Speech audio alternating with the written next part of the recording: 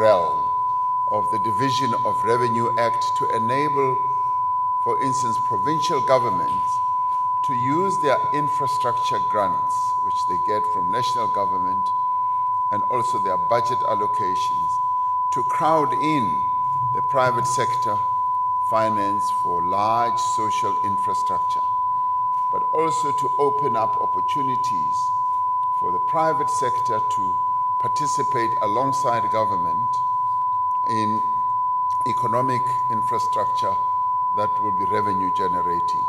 Now, these programs focus specifically on the social infrastructure with regard to health and education and human settlements, which is housing, as you will have heard, as well as other real economic infrastructure in relation to water, which have a social impact.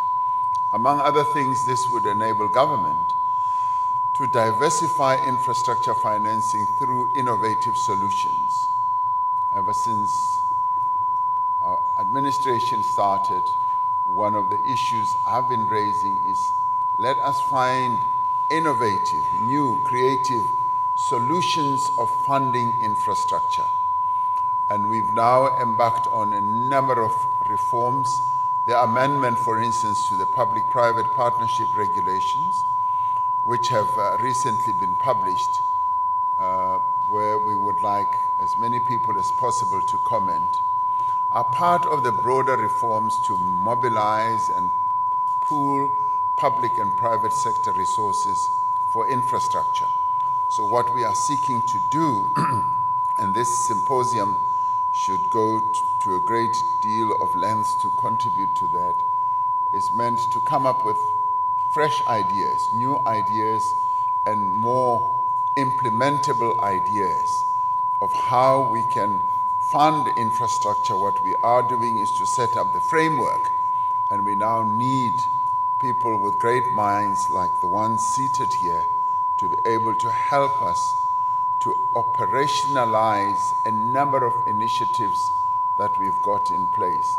For instance, we set up the infrastructure fund, and since we've done so, we have seen a steady growth in the portfolio of blended finance projects that use relatively small fiscal allocations to de-risk public infrastructure projects and raise finance in debt capital markets.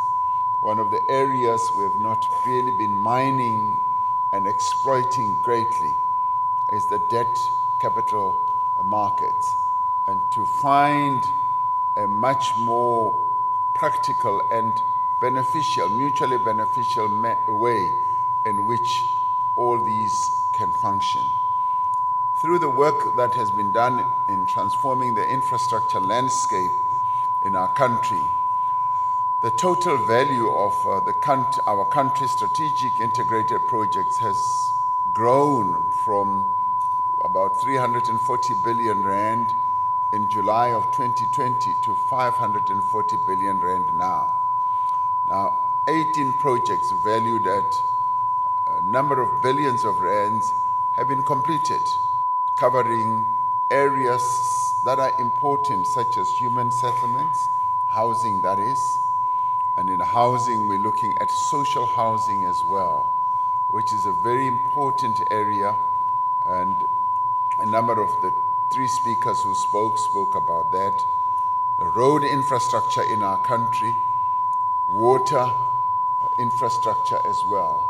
As a water scarce country, it has been important for us to focus on water infrastructure. One of the things that one can speak so well about what we have done in this current administration is to have a much better understanding of the water infrastructure in our country as a whole, how every river flows, how every dam is able to store water, and the more other projects that are needed to be implemented to increase the water availability in our country. Now, the value of projects currently in construction in these areas is quite massive. It has grown from a minuscule amount of money to about 230 billion rand. Now, projects worth nearly 170 billion are currently in procurement, where we have now moved beyond conceptualization to now procuring and getting the construction industry to bid for those projects. It is significant that blended finance projects, which leverage private sector financing, are also growing steadily. Now, this had tapered down over the years, and we're now seeing a great deal of interest. And this also shows the confidence that the private sector, notwithstanding what the doomsayers say about the investability of South Africa, because they often talk about doomsday and say that things are falling apart. But when you look at the book, the real investment book and the projects that are underway, you actually see a great deal of interest and confidence that is being invested in the country.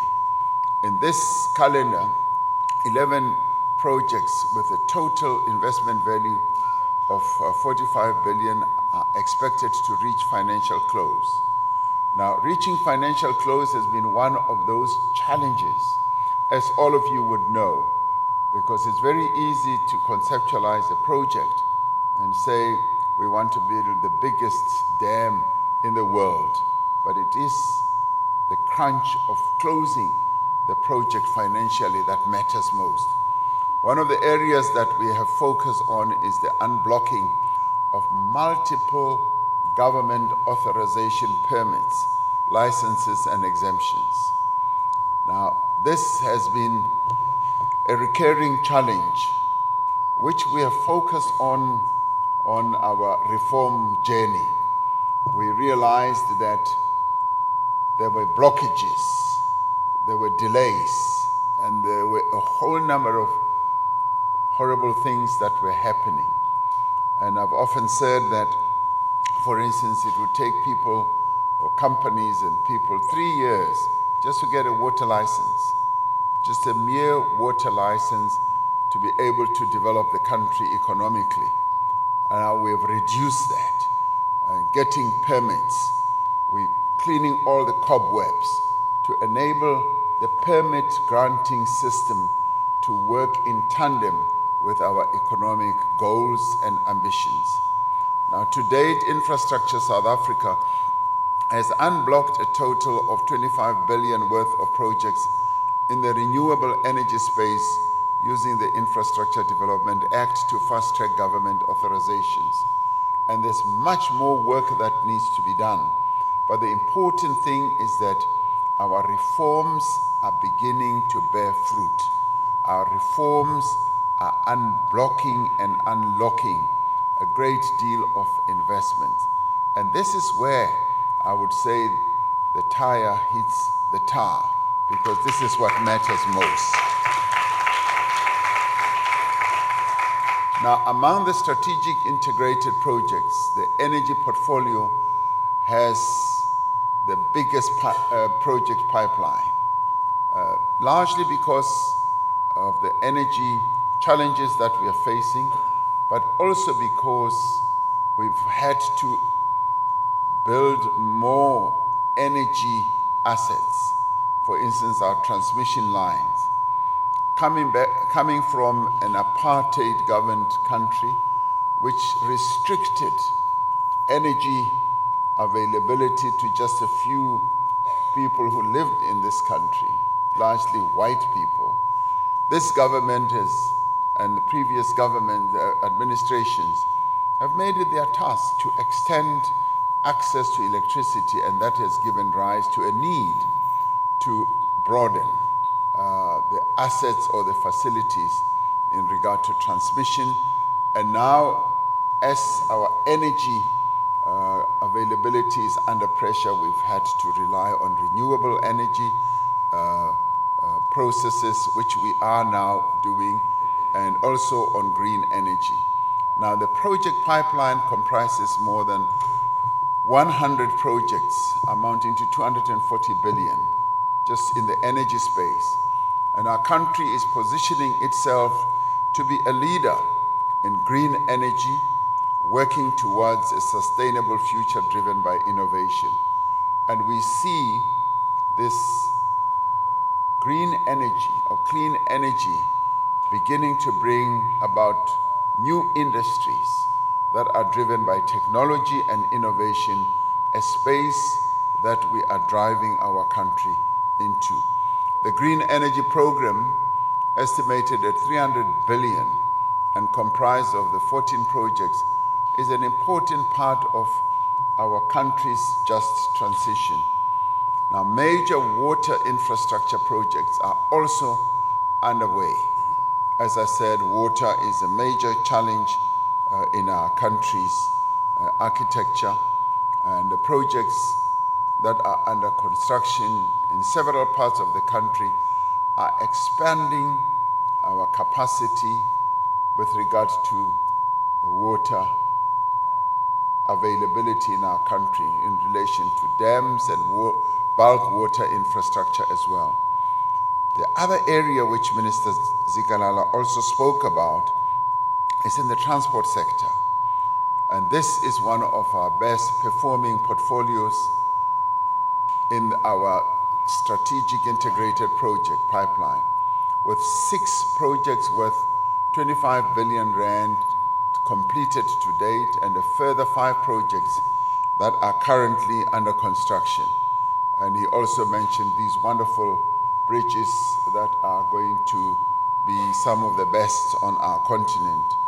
Now, human settlements, the accommodation of our people, is another important area, and to date, we've created 38,000 direct jobs, as you heard, and a number of housing units that are now under construction.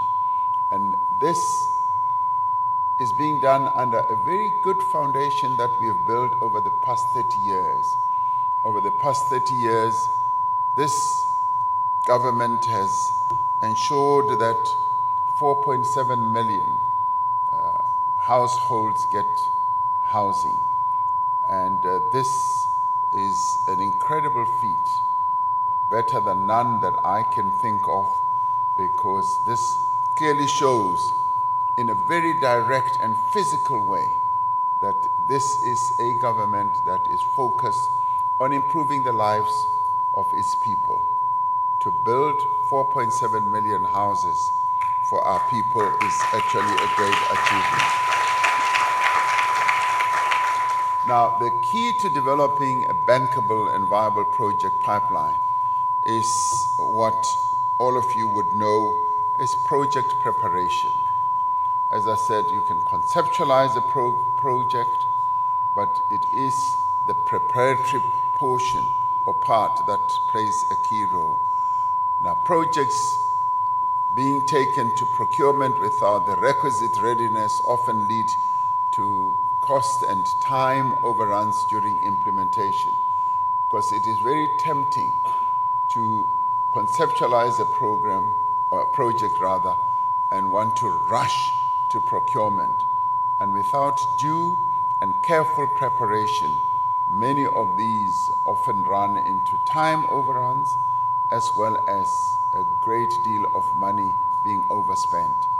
We have made bold and decisive interventions to provide a predictable way in which preparation can be done, including the funding regime for project preparation, and to consolidate expertise in developing bankable projects through our own infrastructure development agency, Infrastructure South Africa. Now, for the longest time, many in our country kept complaining that we are not seeing the cranes, we're not seeing the yellow equipment all over the country. And without saying this was deliberate, it was important to prepare properly for each project so that when the projects commence, we're then able to have them functioning extremely well. Minister Zikalala has also referred to the criminal element that also seeped into projects, where you had the construction mafia coming in and overtaking and hijacking projects or stopping them. Now, the process we've been involved in is to actually do the proper preparation, from bringing in, for instance, a specialized police unit that is dealing with this matter, but at the same time, to also deal with the other community aspect, which has often been disregarded whenever projects are embarked upon. For projects often happen where people live. They don't happen in space. And unless those who are involved in projects pay due attention to what happens in a community and how a project will be received and seen in the community, we are doomed to fail. And this process and this time that we've gone through, as Minister Zikalala was saying, has been involved in ensuring that there will be proper facilitation so that we have a good framework, a good method in which to pay attention to serious matters like this. Now, Infrastructure South Africa is reorienting project preparation to promote growth and enable a number of other great dividends that can flow from this. For instance, the manufacturing, green economy, and involving small and medium enterprise businesses in the area to be part of the projects that are embarked upon, because that in many ways is the insurance policy that gives us the greater chance of success of our projects. Now, what I'm saying is not unique to South Africa. I've heard that it happens in many other countries, because communities around the world want to be involved in anything that is meant to benefit them. And they are correctly saying nothing about us without us. And therefore, we need to involve communities and be very careful in ensuring that it happens. Years ago, I met a person who's involved in the built environment, who embarked on a most wonderful project that finally won the best project in the world with Habitat, the UN agency Habitat. And I said, what was the real thing that made you succeed with this project? He said, it was spending a great deal of time consulting with people who were affected. And he said, we held 1,500 meetings. And he studiously went through all those meetings. And he said, once that had happened, our project was a flyer. It was embraced by everyone, and everyone wanted to be a part of it. And that is why the United Nations agency also recognized this. So Invest South Africa has really come to a wonderful conclusion of saying that we do need proper project preparation. And we can never think that we are wasting time, effort, and energy. Project preparation from a technical point of view, from a finance point of view, from a community point of view, and getting rid of all the risks and attending to all the threats that could stop the project or delay it. Now, it is focusing on projects that contribute to job creation, both during construction and during the operations as well. It is promoting economic competitiveness through projects that help integrate South Africa also into the global supply chain, particularly focusing on some of the facilities that we have. Infrastructure South Africa is also preparing projects in a manner that contributes to inclusivity by broadening the participation of local content. This is another important area that our administration is focusing on. that we need more and more local content.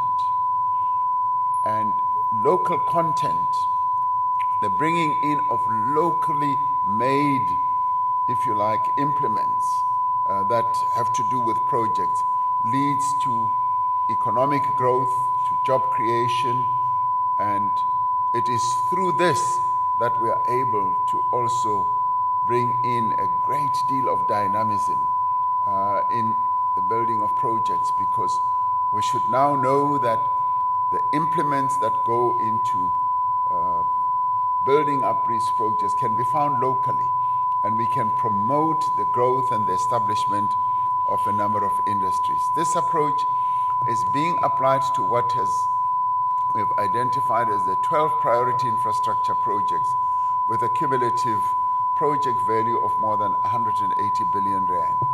It is anticipated that more than 400,000 jobs, both direct and indirect, would be created during construction and operation of projects if we are able to utilize all this type of wisdom that we've come about. And that is something that is really applauded and commendable in the way that we are now approaching infrastructure. If there's anything that you could applaud, even if you're lazy this morning, this is what it is.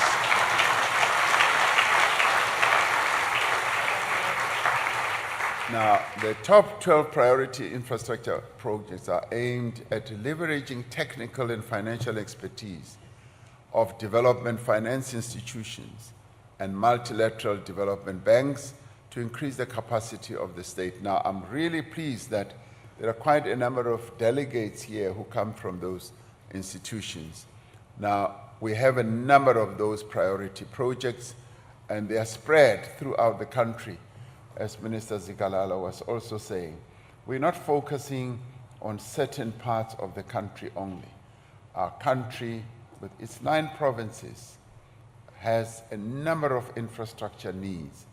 And at the national level, as we look at all these projects and plan for them, we look at developing the country as a whole and not just one. So the priority projects include in Limpopo, Fetako Mutubatsi, in the Northern Cape, in KZN, as well, the special economic zones that we are putting up. All those are aimed for project preparation and support at this time. 4 of the top priority projects support the planned investment also in rail and ports to alleviate the freight congestion, to shift transportation of goods from roads to rail, and to boost exports through improved access. Now, one of the challenges that we've been facing, and this has been building up over a number of years, and hence the reforms that we have embarked upon, is in our logistics area, our rail and the ports, and gladly we have brought the private sector, including labor, to be part of this whole process, and we've now got a roadmap on how to address the weakness that has seeped into a very important artery of our economy, which is logistics. There are priority projects for project preparation in energy security and the green economy, such as the Eskom's gas project, as well as the pumped hydro storage projects in Limpopo and specialized economic zones. Now, water infrastructure projects have traditionally been financed largely through the fiscus.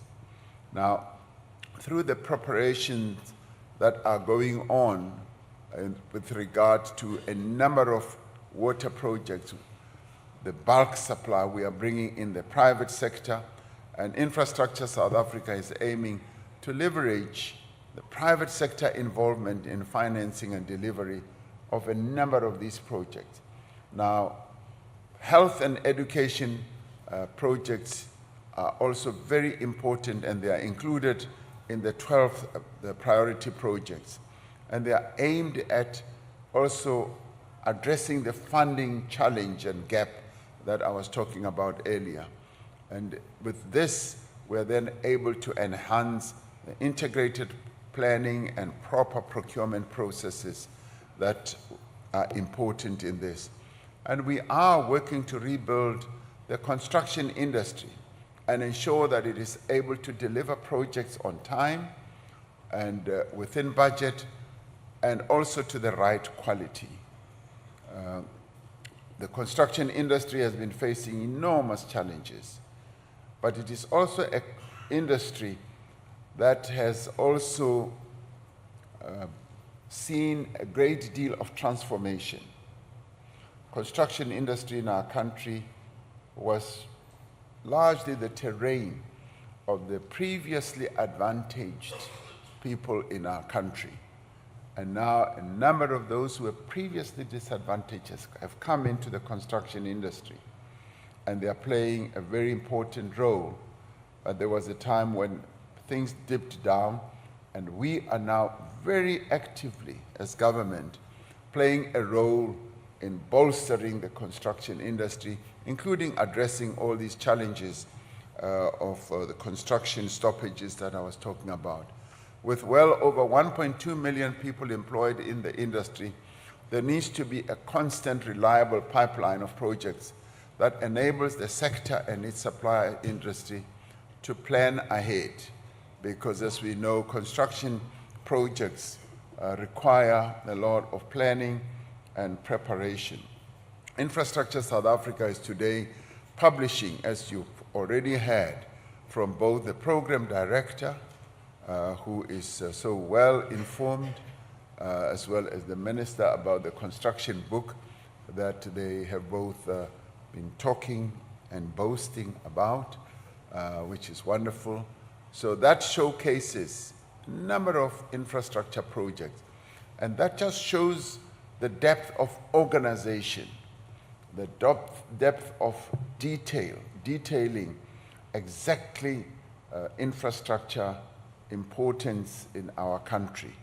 And as you will see with the construction book, it actually tells a very good story about where we are as a country and what we've done and where we want to go to. And the book includes a number of other projects where the state-owned enterprises also participate in. Now, the projects showcased in the book will contribute to greater economic growth. And of course, this will happen with the participation of the private sector. And this is where the partnership between the public sector and the private sector is solidified in a very visible way, where we both can see, touch, feel the projects that are set out in the construction book. And the book is a first of its kind in South Africa, and it demonstrates our government's ambition to drive economic development through the construction sector and deliver high-quality infrastructure projects that create value in the economy and society. More than anything else, this book, as I say, is demonstrable evidence. It answers the question of those doomsayers and those who've been very doubtful about our focus on infrastructure. And out of this, and as you read this construction book, you should start seeing the cranes going up, the yellow equipment flying around. And if you are as imaginative, now, if you are as imaginative as you were when you were young, when you longed to play with those toys,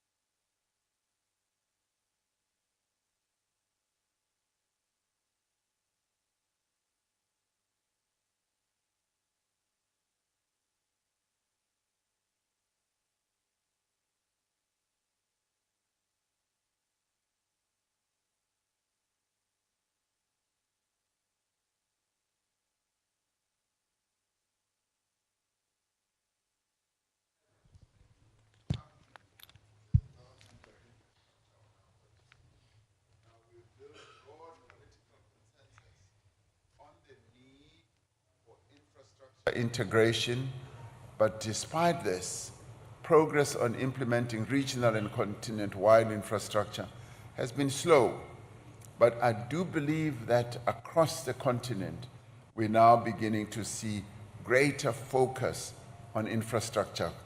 Compared to other regions of the world, sub-Saharan Africa has the longest export times, the highest export costs, and onerous border compliance requirements. And this is given rise to by the lack of logistics infrastructure that we do need to gear up to higher levels. Now, transport costs also in our own SADC region are among the highest in the world, with border posts imposing significant costs and time delays. And this is another area that needs to be addressed so that the development of our economies can be at a higher level. We therefore welcome the inaugural Leaders Forum meeting convened by the Minister yesterday. And that is why we are so grateful to have a number of ministers from other parts of our continent. We hope that it will bring fresh momentum and impetus to regional and continent-wide projects, and also help to institutionalize platforms of engagement and lead to a sharing of resources, of knowledge for project preparation, execution, finance, and private sector participation. We must be resolute as we work to progress the projects that we've identified from financial close to implementation. And we must continue our efforts to create the right environment to develop better infrastructure. Much of this I spoke about earlier as well as on the issue of involving everyone. And we must improve the delivery of the catalytic infrastructure projects that connect our countries and our regions.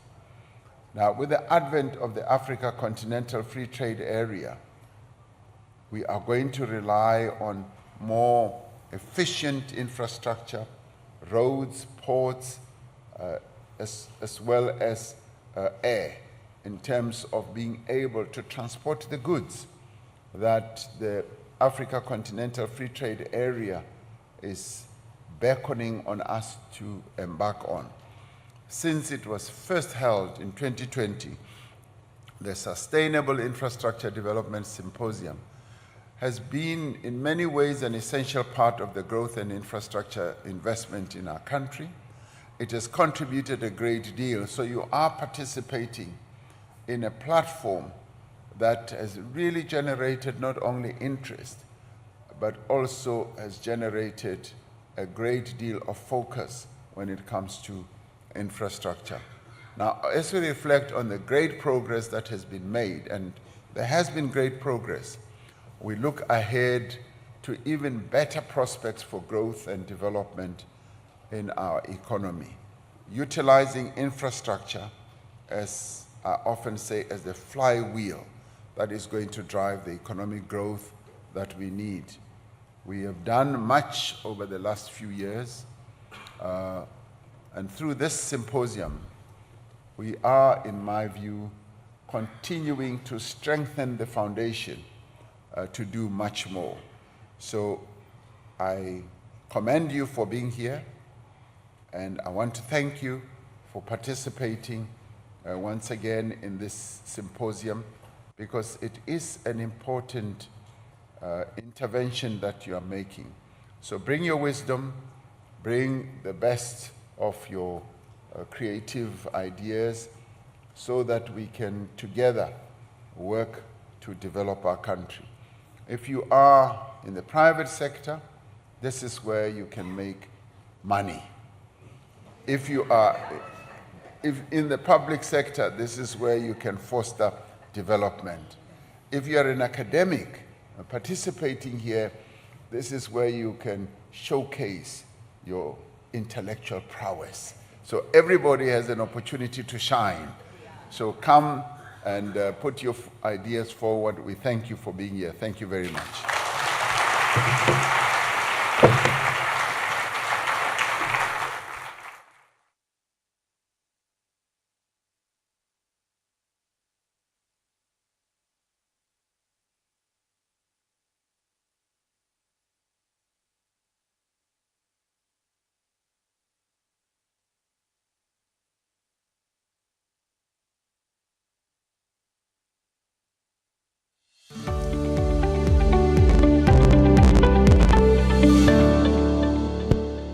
Thank you very much, the Honorable President Cyril Ramaphosa, and thank you for emphasizing how important project preparation is, not only from a technical point of view, the financial